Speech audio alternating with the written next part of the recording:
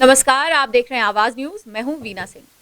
सूरजपुर जिले में अनिश्चितकालीन हड़ताल पर बैठे पंचायत सचिव संघ ने प्रदेश सरकार के खिलाफ एक अनोखा विरोध प्रदर्शन किया है, जहां पंचायत सचिवों ने भैंस के आगे बीन बजाकर सरकार का ध्यान आकर्षित किया है। पंचायत सचिव संघ 17 दिनों से अपनी एक सूत्रीय मांग नियमितीकरण को लेकर अनिश्चितकालीन हड़ताल पर बैठा हुआ है। पंचायत सचिव संघ 17 दिनों से अनिश्चितकालीन हड़ताल पर नियमितीकरण की मांग को लेकर बैठा हुआ है, लेकिन सरकार इस ओर पहल करती नहीं दिख रही है। सरकार का ध्यान आकर्षण करने के लिए पंचायत सचिव संघ तरह तरह के हथकंडे अपना रहा है। कभी नगाड़ा बजाकर, कभी भीख मांगकर, तो कभी मुंडन कराकर पंचायत सचिव संघ के द्वारा प्रदर्शन किया जा रहा है। लेकिन प्रदेश सरकार का ध्यान पंचायत सचिवों की मांगों पर आकर्षित नहीं हो रहा है। अब पंचायत सचिवों ने सरकार का ध्यान आकर्षित करने के लिए एक अनोखा तरीका अपनाया है। भैंस के आगे बीन बजाए भैंस खड़ी पगुराए, मुहावरा तो आपने सुना ही होगा, लेकिन इस मुहावरे को पंचायत सचिवों ने हकीकत में करके दिखाया है। दरअसल धरना स्थल पर सरकार का ध्यान आकर्षित करने के लिए सूरजपुर जिले में पंचायत सचिव संघ के द्वारा एक भैंस लाई गई थी। इस दौरान पंचायत सचिव भैंस के आगे बीन बजाते नजर आए। पंचायत सचिवों के इस अनोखे विरोध प्रदर्शन को देख यह अंदाजा लगाया जा सकता है कि पंचायत सचिव संघ सरकार को क्या साबित करना चाहती है। वहीं धरने पर बैठे ब्लॉक सचिव संघ के पदाधिकारी दिनेश जायसवाल ने कहा कि सरकार जब तक पंचायत सचिवों की एक सूत्रीय मांग को नहीं मान लेती, तब तक उनके द्वारा इस तरह का अनोखा विरोध प्रदर्शन जारी रहे। भैया, जाहिर सी बात है प्रदेश सरकार के कानों तक जू नहीं रेंग रही है। इसी कारण आज हम लोग को इस हड़ताल के दौरान ये गतिविधि करना पड़ा, भैंस के आगे बीन बजा करके, ताकि जो कुंभकर्णीय नींद सो रही है भूपेश सरकार, वो जाग जाए। हमारी जो 2 वर्ष परीक्षा अवधि के पश्चात जो नियमितीकरण का मांग है उसे तत्काल पूरा करें। आज 17वां दिन हड़ताल है भैया, और हमारे हड़ताल के कारण बहुत सारा पंचायत का काम, जैसे मनरेगा का मजदूर लोग बाग पलायन कर रहे हैं बस में जा करके। खुद मेरे पंचायत में 40-45 पंचायत से मजदूर बस में बैठ करके बाहर काम करने चले गए। रोजगार सहायक और सचिव दोनों के हड़ताल में रहने के कारण, क्योंकि रोजगार सहायक और सचिव पंचायत का एक ऐसा कड़ी है जो आम पब्लिकों से लेकर के समस्त योजनाओं का क्रियान्वयन करके गरीब परिवारों को रोजगार देती है। और हमारे हड़ताल में आ जाने के कारण पूरा पंचायत का काम काज ठप है। लोग बाग जन्म मृत्यु के लिए भटक रहे हैं और बहुत सारा विपत्ति का सामना गरीब गांव वाले लोगों को करना पड़ रहा है। अंबिकापुर की युवा कवित्री एकता सिरकर इन दिनों अमेज़न पर छाई हुई हैं।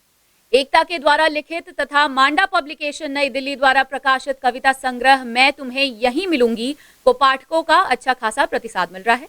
संग्रह की समस्त कविताएं नारी सशक्तिकरण और संघर्ष के पहलुओं पर आधारित है। ये पुस्तक अमेज़न पर पेपरबैक और किंडल फॉर्मेट में उपलब्ध है।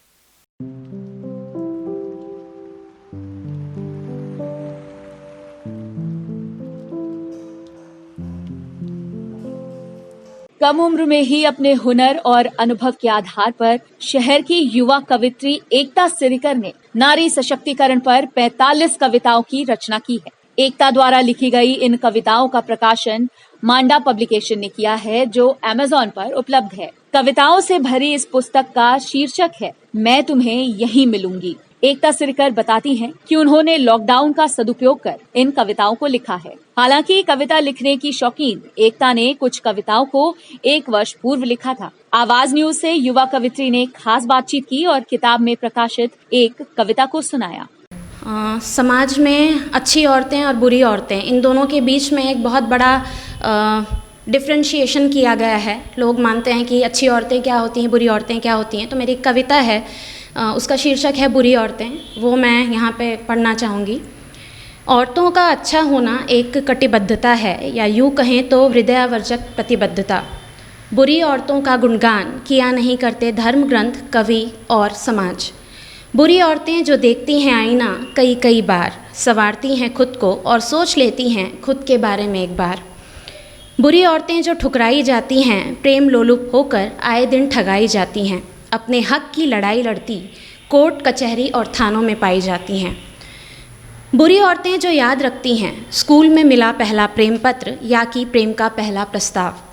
बुरी औरतें जो लिव इन में रहना स्वीकारती हैं और कुछ क्षणों के लिए ही सही अपने सहचर को स्त्रैण बनाती हैं।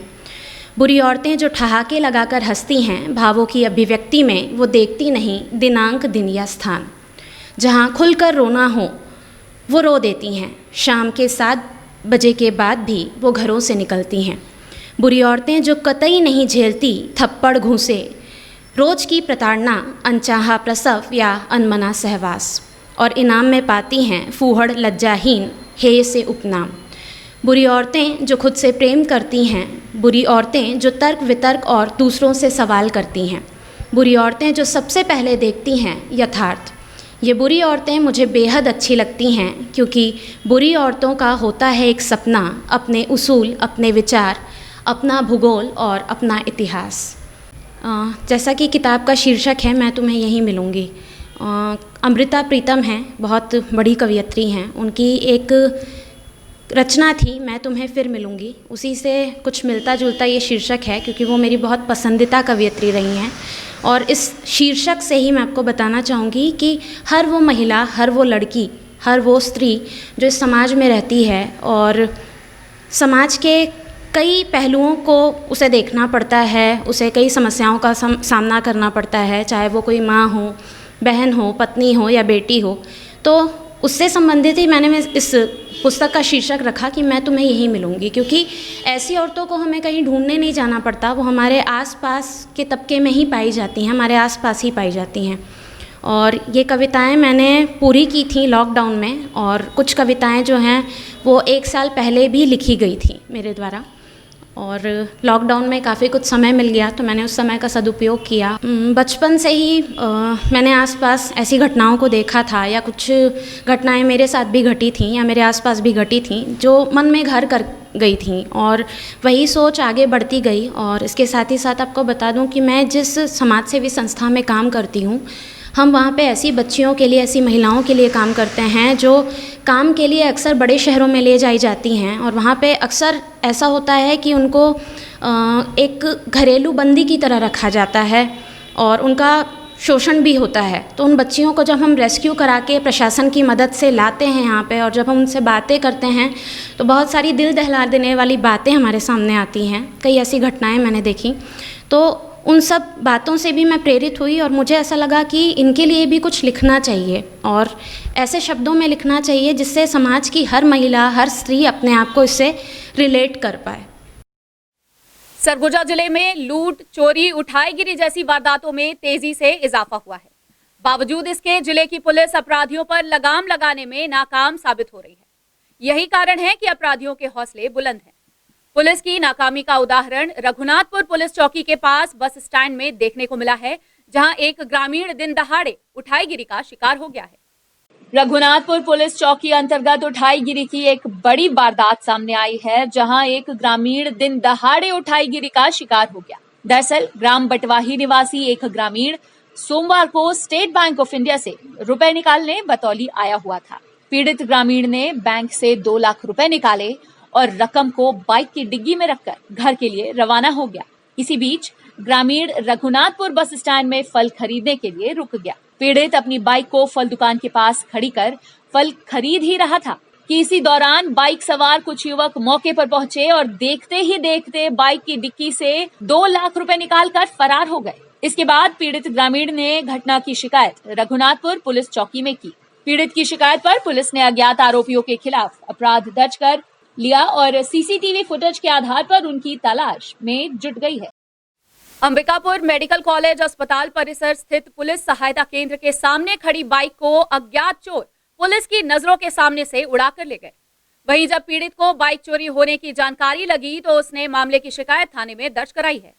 अंबिकापुर के मेडिकल कॉलेज अस्पताल परिसर से बाइक चोरी होने की घटना कोई नई बात नहीं है। आए दिन अस्पताल परिसर से बाइक चोरी होते ही रहती है। इसी कड़ी में एक और मामला सामने आया है, जहां अस्पताल में भर्ती मरीज से मिलने गए एक युवक की बाइक चोरी हो गई।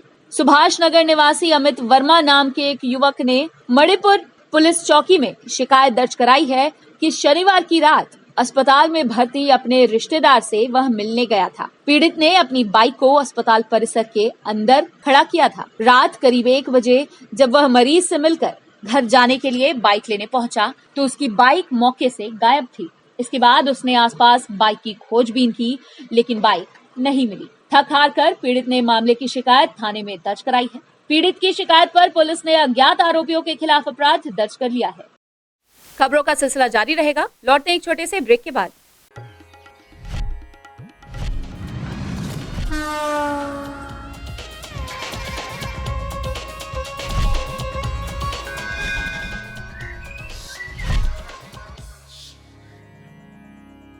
वीएम इंटरनेट सर्विस शहर का सबसे सस्ता high speed fibre internet service 100 MBPS मात्र 700 रुपए में विद टैग। तो चाहे वर्क फ्रॉम होम हो या ऑनलाइन क्लास, याद रखें वीएम इंटरनेट सर्विस। अधिक जानकारी के लिए संपर्क करें Vande Mahamaya cable network, VM internet service, Alaknanda complex, प्रथम तल, अग्रसेन चौक, अंबिकापुर, सरगुजा। Mobile number 9111785555 7440765555।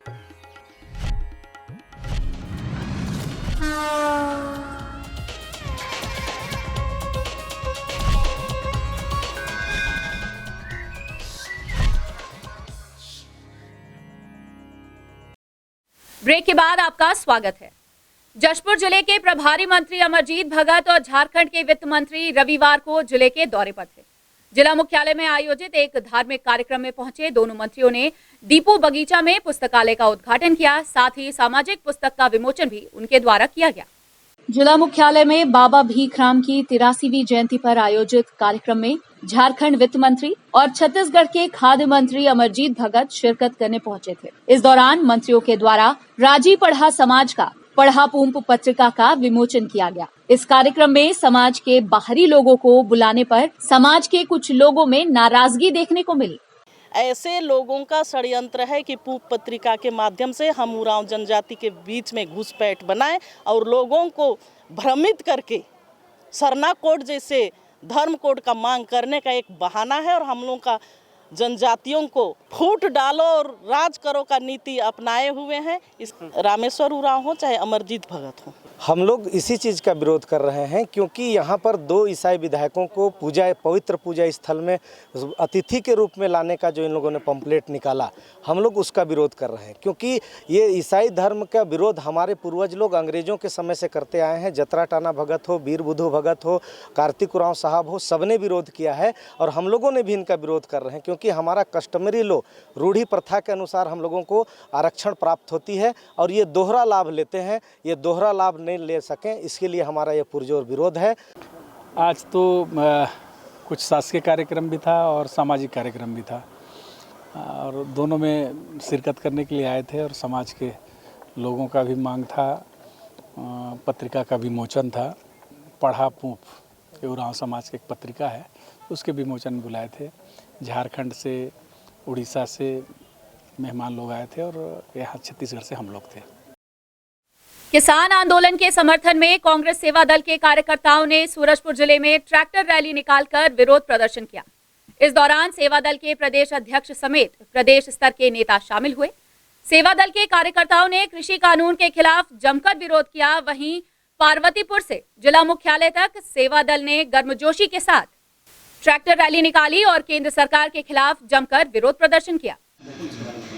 किसान यात्रा कांग्रेस सेवा दल को किया जा रहा है, जो 15 और 16 दिसंबर को हमारे राष्ट्रीय कार्यकारिणी की मीटिंग अजमेर में हुआ। उसमें ये निर्णय लिया गया कि किसानों के संबंध में जो 3 काला कानून लाया गया है उसके विरोध में देश भर में हम लोग ट्रैक्टर यात्रा करके जन समर्थन इकट्ठा करेंगे और इस काले कानून को वापस लेने के लिए केंद्र गवर्नमेंट के ऊपर दबाव डालेंगे। छत्तीसगढ़ मछुआ कल्याण बोर्ड के अध्यक्ष MR निषाद सूरजपुर जिले के दौरे पर पहुंचे थे। इस दौरान उन्होंने कई कार्यक्रमों में शिरकत की, साथ ही मछुआरों को लाभ पहुंचाने संबंधित योजनाओं से उन्हें अवगत कराया।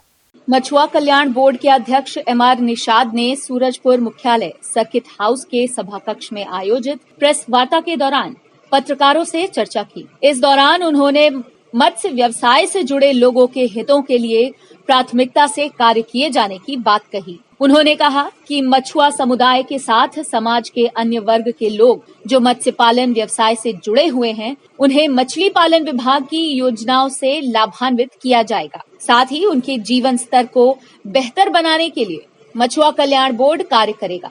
उन्होंने मछुआरों की बेहतरी एवं उनकी समस्याओं के निदान के लिए इस पेशे से जुड़े लोगों से सुझाव प्राप्त कर कार्य योजना तैयार करने की बात भी कही है। मछुआरा समिति से संपर्क के संबंध में ये सब दौरा मेरा चल रहा है और समिति के माध्यम से जो उनको आज जो मछली नीति में जो तकलीफें आ रहे हैं उसकी ये जानकारी लेने के लिए मैं ये दौरा कर रहा हूँ मैं। और जो भी तकलीफ इस दौरे के उपरांत यदि मछुआरा हित में यदि नहीं लगता है और जैसा उनके द्वारा जो हमको जो बातें रख रहे हैं ये सब बातें को हम ये हमारे यहाँ जो यानी अपने यानी अधिकारी मछली विभाग के अधिकारी द्वारा जो भी हितवर्धन में जो काम हो सकता है यहाँ हो सकता है वो करवाएंगे। यहाँ वो सब निर्देशित भी कर रहे हैं अधिकारी लोगों को और जो नहीं हो सकता है वो हम सरकार के समक्ष रखें। बुलेटिन में फिलहाल सिर्फ इतना ही। शहर से जुड़ी खबरों के लिए देखते रहिए आवाज न्यूज।